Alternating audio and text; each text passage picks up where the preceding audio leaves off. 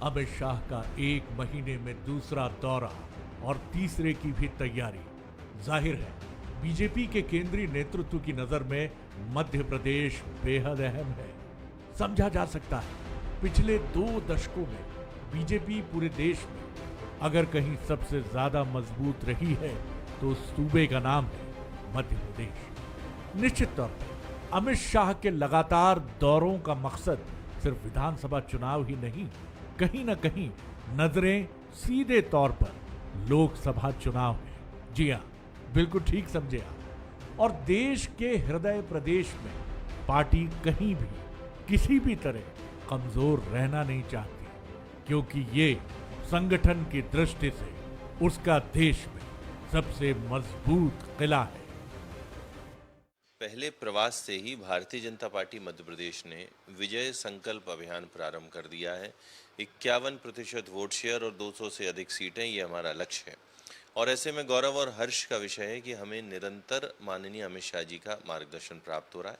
तो उसमें जितने भी रणनीतिक और संगठनात्मक विषय हैं, उन सब पे चर्चा होते हुए अब संगठन को गति दी जा रही है और भारतीय जनता पार्टी का हर एक कार्यकर्ता और नेता इस प्रचंड महाविजय के महायज्ञ में अपनी आहुति डालने के लिए लग चुका है।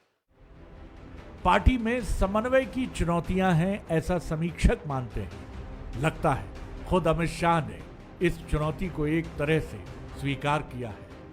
अमित शाह जैसे नेता की मध्य प्रदेश में लगातार मौजूदगी जमीनी कार्यकर्ताओं को उत्साह से भर रही है, तो वरिष्ठ नेताओं को कर्तव्य पथ को लेकर सजग कर रही है। वहीं इंदौर में सबसे बड़े बूथ सम्मेलन की तैयारी और अमित शाह के परशुराम की जन्मस्थली जाना पाव जाने की योजना के पीछे भी हर वर्ग को साधने की मंशा दिखाई देती है। हालांकि कांग्रेस का नजरिया कुछ और ही कहता है। पिछली बार आए थे तब उन्होंने ये बोला है कि भाई शिवराज की बात मैं नहीं करता, यहाँ पे अश्विनी वैष्णव जी और भूपेंद्र यादव जी, हम इनको यहाँ छोड़ के जा रहे हैं, ये जो निर्णय लेंगे वही मान्य होगा। मतलब दरकिनार कर दिया हर फैसले में शिवराज को। इसलिए आना पड़ रहा है कि जो इंटरनल सर्वे बीजेपी का हुआ उसमें बीजेपी की सरकार सीधे सीधे जा रही है, कांग्रेस की बन रही। मध्य प्रदेश में इस बार जिस तरह के हालात हैं, वहां शख्सियतों में घमासान होना भी तय है। और जहां अमित शाह जैसा किरदार मौजूद हो, वहां पार्टी को फायदा मिलना तय है। इधर कांग्रेस भी सतर्क है और राहुल, प्रियंका सहित अन्य सीनियर लीडर्स के दौरों को लेकर लगातार प्लानिंग बन रही है। बंसल न्यूज के सवाल, क्या शाह नीति ही होगी बीजेपी की नीति? क्या अमित शाह की मौजूदगी कांग्रेस को दबाव में रखेगी? क्या एमपी में समन्वय का सूत्र बनेंगे अमित शाह? नमस्कार, मैं हूं शरद द्विवेदी और हमारी खास पेशकश आज का मुद्दा में आपका स्वागत है। और आज का हमारा मुद्दा है बीजेपी की शाही तैयारी। अमित शाह जी के लिए बीजेपी में ये कहने वालों की कमी नहीं है, मैं आया, मैंने देखा और मैंने जीत लिया। अमित शाह दरअसल लार्जर देन लाइफ की भी एक पॉलिटिकल इमेज लेकर चलते हैं। कई बार शायद उनको भी अच्छा नहीं लगता हो, क्योंकि 2018 में जब बंसल न्यूज़ से बातचीत हुई थी, तो जब बंसल न्यूज़ का ये सवाल उनके सामने आया कि आपके बारे में कहा जाता है कि आपकी रीति नीति बहुत अलग तरह की है, आप पार्टी में औपचारिक तौर पर गुलदस्ते देना लेना या स्वागत संबोधन ये सब पसंद नहीं करते हैं, तो उन्होंने कहा कि आप अगले सवाल पर आइए, क्योंकि मैं निजी जीवन से जुड़े प्रश्नों का उत्तर देना, यानी कोई व्यक्ति डिवोशन की किस हद तक पार्टी को लेकर डेडिकेटेड है। अभी ऐसा नहीं है कि वो 70 पार कर चुके हैं, अभी उन्होंने 60 का भी स्पर्श नहीं किया है, बल्कि 55-56 के आसपास हैं। लेकिन इस लेवल पर ही उन्होंने जिस तरह का काम किया है बीजेपी के लिए, वो वाकई कमाल है, कमांडेबल है। तो अमित शाह फिर आ रहे हैं और कुछ ही घंटों, मतलब चंद घंटे नहीं कहूँगा, लेकिन अगर कोई नेता 29 या 30 जुलाई को फिर भोपाल आ सकता है, तो आप समझ सकते हैं कि मध्य प्रदेश उनके लिए कितना महत्वपूर्ण है और मध्य प्रदेश में चुनावी तैयारी कितनी महत्वपूर्ण है। और इसी के साथ निश्चित तौर पर यहाँ जो चुनौती कांग्रेस की है वो एक मजबूत चुनौती है, और ये मजबूत चुनौती भी बताती है कि बीजेपी कोई कोर कसर नहीं छोड़ना चाहती है। आज इसी पर हम बात करेंगे। जो मेहमान हमारे साथ हैं उनसे मिलिए। कांग्रेस के वरिष्ठ नेता, सेवा दल मध्य प्रदेश के अध्यक्ष योगेश यादव जी हमारे साथ हैं, बहुत स्वागत करता हूं। डॉक्टर तेज वाजपेयी जी हमारे साथ हैं, जो नागरिक आपूर्ति निगम के पूर्व अध्यक्ष रहे हैं और अभी सोशल मीडिया की बीजेपी की उत्साही टीम के एक बहुत ही अप फ्रंट नेतृत्वकर्ता की तरह हैं, उनका बहुत स्वागत करता हूं। मनोज सैनी जी हैं, एग्जीक्यूटिव एडिटर। मनोज, पहली टिप्पणी आपकी।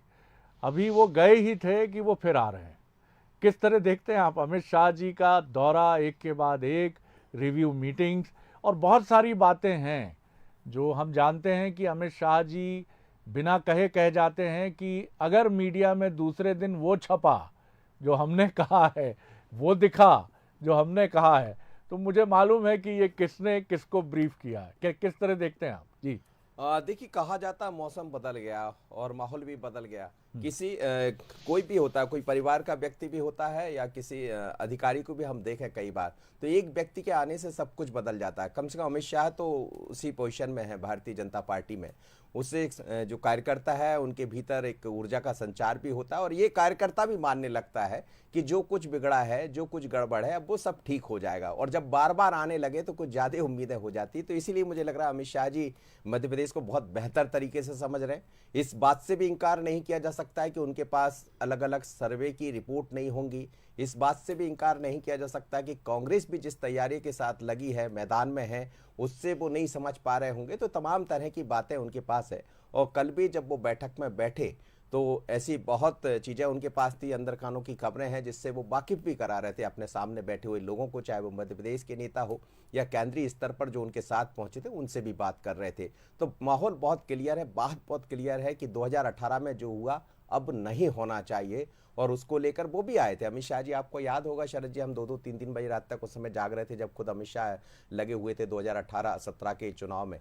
तो उस बार वो कोई गलती नहीं करना चाहते हैं। और एक बड़ा मैसेज ये भी है कि अब सब कुछ मैं देख रहा हूँ, मेरी नज़र में है आप, और जब अमित शाह की नज़र में आ जाते हैं तो उसका रिजल्ट बेहतर ही होता है। ये बात अलग है, हिमाचल या कर्नाटक से उस तरह का रिजल्ट नहीं मिला, लेकिन हम सफलता के पैदान पर जब देखते हैं तो मुझे लगता है आंकड़ा बड़ा इसमें है कि अमित शाह जहां जाते हैं माहौल बदल देते हैं, और उसी तैयारी में अमित शाह नज़र आ रहे हैं। बिल्कुल आपने सही कहा। और जैसा आपने कहा कि पहले मध्य प्रदेश में दो जोड़ी आंखें तो ऐसी बेहिचक रही हैं कांग्रेस में और बीजेपी में, जिनकी आंखों में जीत के प्रति एक अप्रतिम लगाव, एक बेहतरीन, और उससे कम कुछ मंजूर नहीं। और ये आंखें हैं शिवराज जी की और कमलनाथ जी की।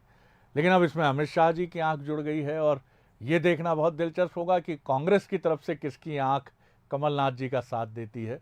तो ये बड़ी महत्वपूर्ण बात है। योगेश जी, आप किस तरह देखते हैं एक के बाद एक दौरे अमित शाह जी के, प्रधानमंत्री के, कांग्रेस का नज़रिया भले ही इसको लेकर विपक्ष का हो और हमलावर हो, जो बहुत स्वाभाविक है, लेकिन इसके बाद भी ये कम से कम बताता है कि आपको भी और कमर कसनी है, और ज़्यादा सतर्क होना है, और ज़्यादा तैयार होना है, क्योंकि बीजेपी की तरफ से डबल इंजन का नारा ही नहीं है, डबल स्ट्रेंथ की बात भी है, और वो नज़र भी आ रही है।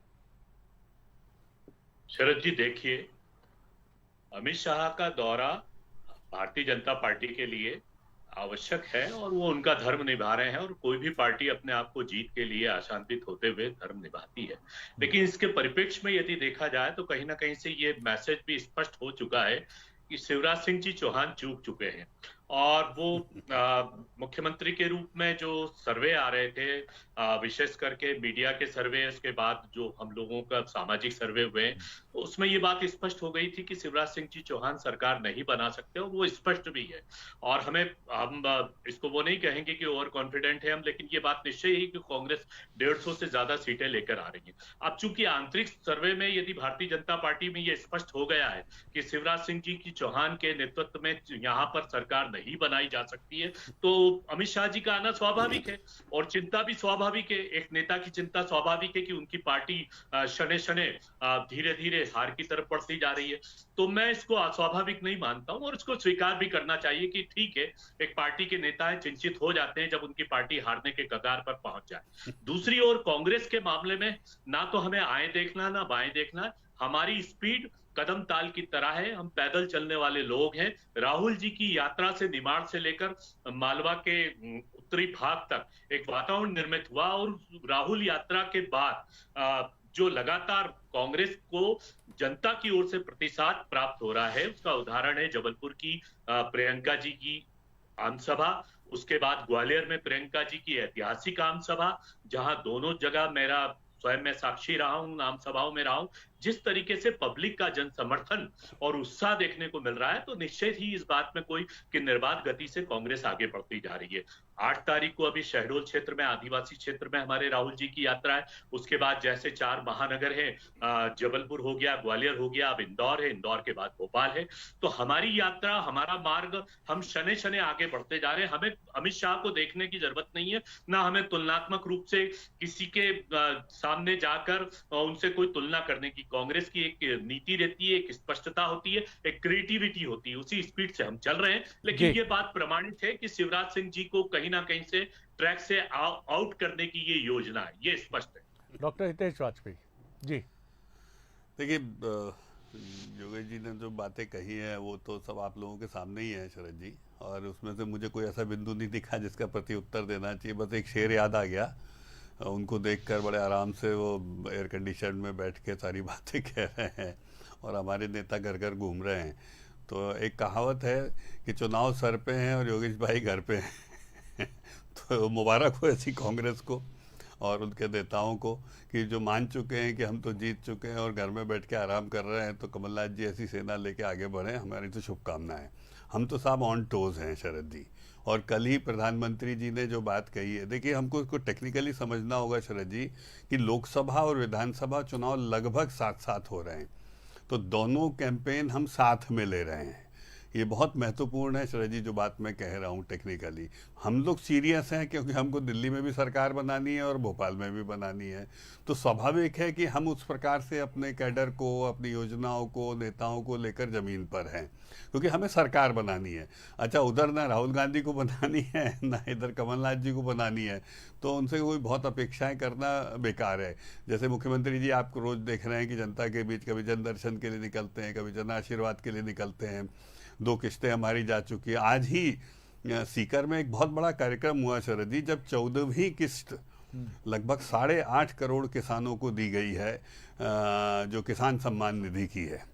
बहुत बड़ा कार्यक्रम विराट हुआ और हमारे प्रदेश से जो कृषि मंत्री हैं राष्ट्रीय, श्री नरेंद्र सिंह तोमर जी, जो प्रधानमंत्री मोदी जी की कैबिनेट के 9 रत्नों में से एक हैं, वो साथ में थे उनके, और एक बहुत महती योजना उन्होंने रखी। और कल शाम को शरद जी दिल्ली में प्रगति मैदान में जो उन्होंने कहा है, उसने तो साहब हम लोगों के, जिसको बोलते हैं ना, टेम्परामेंट ही चेंज कर दिया है।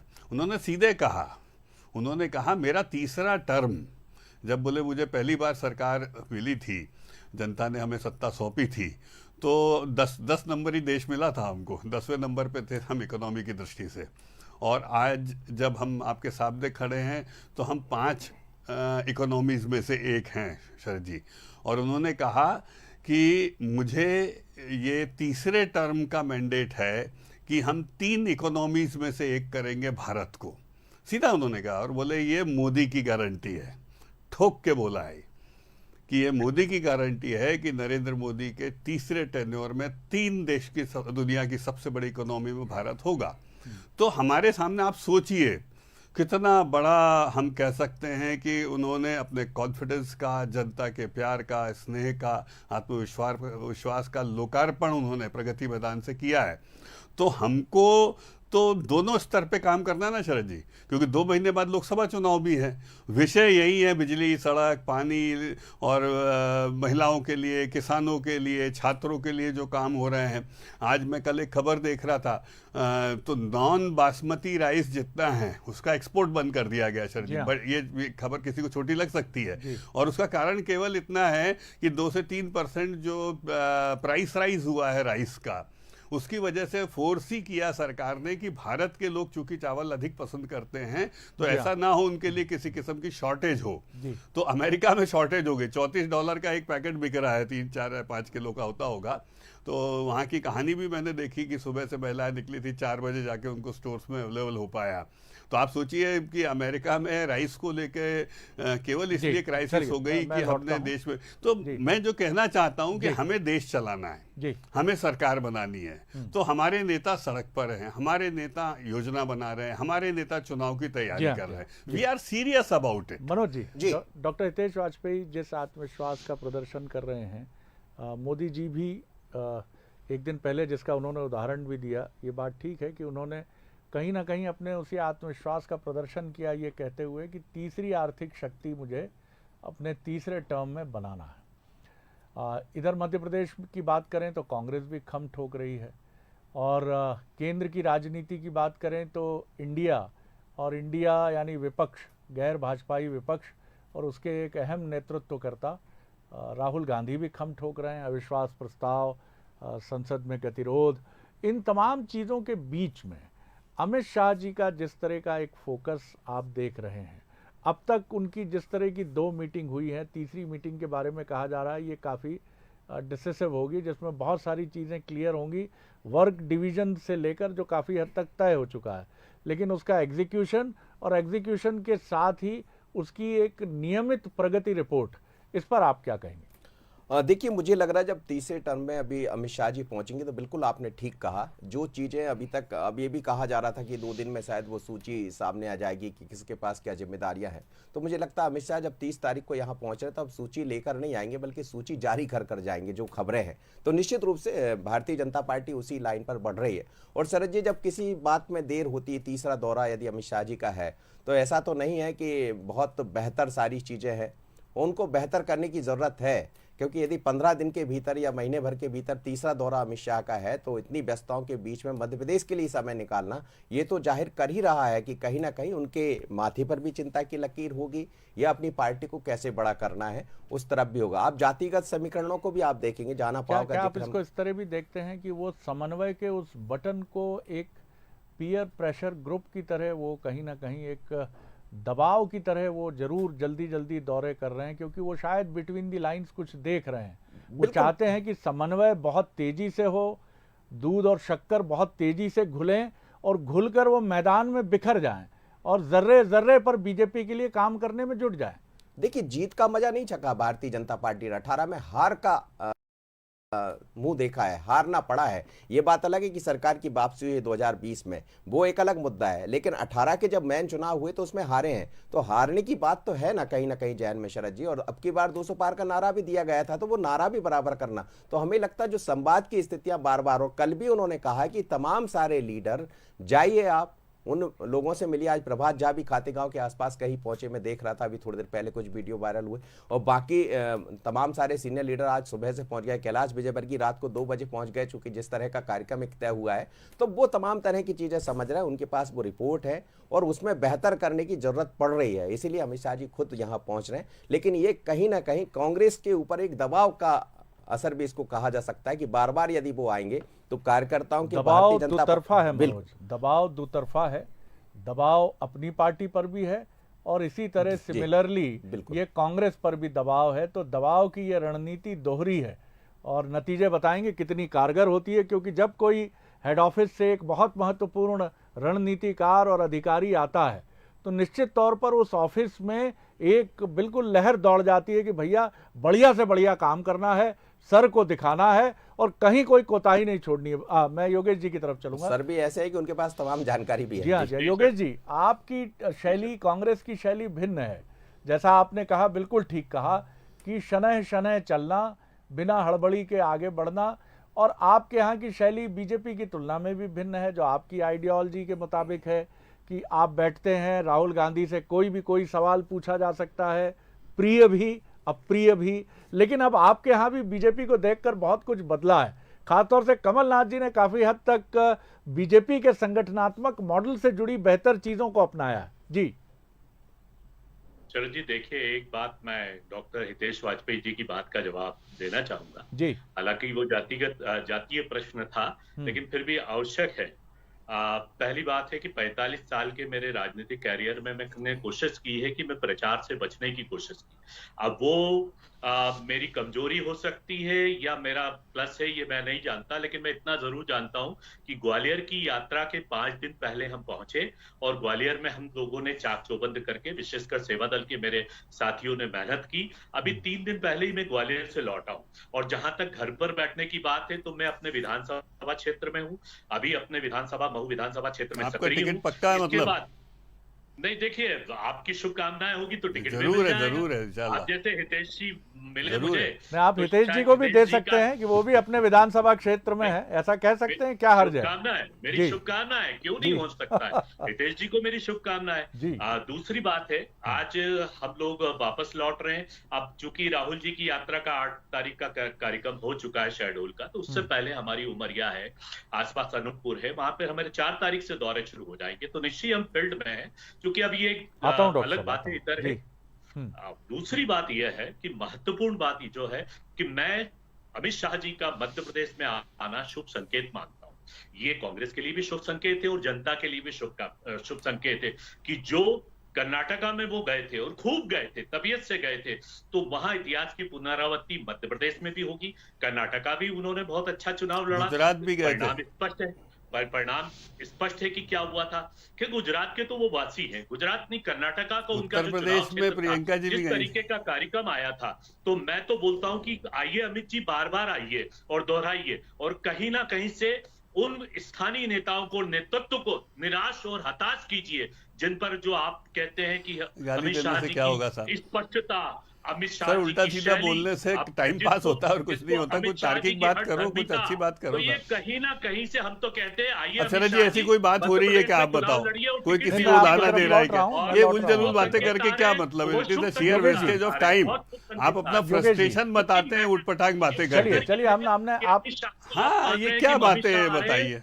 ये उठपटांग। मैं कहूँ कि प्रियंका गांधी को नींद नहीं आ रही है, कमलनाथ से नफरत कर रही है, उनका चेहरा नहीं देखना चाहती है, राहुल गांधी यहाँ नहीं आना इन सब चाहते बातों का हैं, कोई ये कोई अर्थ अच्छी नहीं बात है? इन बातों का कोई इन लॉजिक सब है क्या? बातों का कोई अर्थ नहीं है। हाँ, तो इन कहाँ सब उलझ बातों का गए कोई ये अर्थ नहीं फ्रस्ट्रेटेड है। टॉक्स में? हाँ, चलिए योगेश जी आप जल्दी से खत्म कर लीजिए मुद्दे पर कि उनके पास ताकत कुछ आपकी कहने क्या के है। लिए है नहीं। मेरा प्रश्न है, योगेश जी, ताकत क्या है? कांग्रेस की ताकत क्या है? जी। कांग्रेस की ताकत उसकी क्रिएटिविटी, उसकी आत्मशक्ति है। ना हमें अमित शाह नजर आते ये हैं, लोग फिर ना ईर्ष्या पे आ गए, फिर अमित शाह आ गए। अरे भाई, ताकत बताओ तो वो है नहीं, डिब्बा गोल है। आप बात पूरी हो जाने दीजिए डॉक्टर साहब, अरे मैं आ रहा हूँ नहीं, बोल आपके ही नहीं पास रहे वो पूरा समय। लगातार। देखिए, परनिंदा में नहीं, आप उलझे जवाब हुए हैं। दीजिए ना, आप जवाब शरद जी, दीजिए। नहीं जी। नहीं, परनिंदा का जवाब होता है क्या शरद जी? नहीं तो आप बताइए, मत दीजिए, आप गांधीयन नहीं, फिलोसफी परनिंदा का क्या जवाब होता है? उनकी चलिए बात पूरी हो बताइए। जाने। चलिए नहीं, आप बोल बताइए, लीजिए, परनिंदा का आप जवाब बोल क्या लीजिए, होता है? आप बोल लीजिए।